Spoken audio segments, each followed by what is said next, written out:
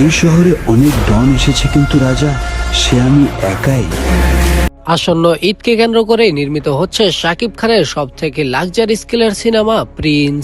সিনেমায় শাকিব খানকে এমন কিছু লুকে দেখতে পারবো আমরা যা অতীতের সিনেমাগুলোতে দেখতে পাইনি তো বটেও, ভবিষ্যতেও এমন লুকে দেখতে পারবো না শাকিব খানকে। শাকিব খানের আসন্ন এই সিনেমাটিতে নায়িকা হিসেবে দুজন থাকছে, একজন বাংলাদেশেরই জনপ্রিয় নায়িকা তাসনিয়া ফারিন এবং অপরজন ভারতের জনপ্রিয় নায়িকা জ্যোতির্ময় কুন্ডু। অ্যাকশন, রোমান্স, থ্রিলারে ভরপুর এই সিনেমাটিকে ঘিরে সিনেমাটির প্রযোজক বলেন, আমাদের টার্গেট বাংলা সিনেমাকে পুরো বিশ্বের বুকে তুলে ধরবো, আর আমাদের হাতিয়ার হিসেবে কাজ করবে মেগা স্টার শাকিব খান। শাকিব খানকে আমরা আমাদের প্রথম সিনেমায় পেয়ে নিজেকে প্রাউড ফিল। এই সিনেমাটিকে লাক্সারি স্কেলে গড়ে তুলতে আমরা কোনো অংশেই কমতি রাখিনি। ফার্স্ট অফ অল আমাদের শুটিং হওয়ার কথা ছিল ভারতে, কিন্তু রাজনৈতিক জটিলতার কারণে তা আর করা সম্ভব হয়ে ওঠেনি। আমরা সেই শুটিং সেট উড়িয়ে নিয়ে গেছি শ্রীলঙ্কায় এবং ইউএসএ তেও আমাদের কিছু শুটিং রয়েছে। এক কথায় আমরা এই সিনেমাটিকে লাক্সারি স্কেলে গড়ে তুলতে যত রকমের যাই প্রয়োজন তাই আমরা এফোর্ট করেছি এই সিনেমাটিতে। দর্শক, সত্যিকার অর্থে আমরা সোশ্যাল মিডিয়ায় যতটুকু দেখতে পাই যে